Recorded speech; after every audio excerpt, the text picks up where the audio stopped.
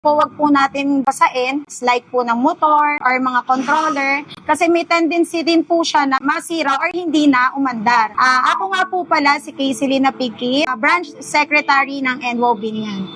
Papayo ko po sa mga NWOW user, especially sa mga employee na gumagamit po ng mga service unit, kung maaari po wag po natin gamitan ng tubig or basain kasi may tendency na mabasa natin yung mga bawal pong tamaan ng mga major parts like po ng motor or mga controller kasi may tendency din po siya na masira or hindi na umandar. Sinasuggest po namin sa lahat po ng mga gumagamit ng e-bike na kung maaari gamitan na lang po natin ito ng pamunas, ng mga soft cloth na gagamitin para sa unit. Regarding po sa pag-charge, nire-required po talaga namin na gamitin ni customer and then ni employee ang extension cord.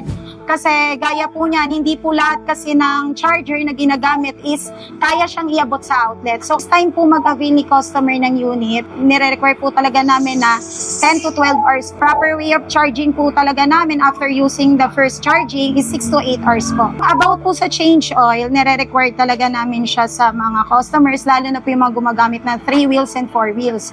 Especially rin po dun sa mga nagbi-business, pwedeng i-change oil pag gamit na gamit po talaga is 6 months or 1 year. At maging smooth din po yung takbo ng e-bike. Pag po i-change oil na e-bike, 4 wheels po, gaya po ng EMC Golf, ERV2, ERV-S3, and ERV-S4 po. Pati na rin po yung Golf 2. Yung mga langit-ngit, kadalasan po kasi yan ang main concern ng ibang customers. Kasi ang pinaka-problema po kasi ng unit is either brakes or yung mga dumi lang po na nanggagaling sa mga dinadaanan nilang basa na kalsada. Sinasuggest lang namin kung talagang sobrang lakas na ng ingay para po magpa-service, punta kami ng mga expert technician na mag-aayos po sa kanila. E-bike, choose, and wow.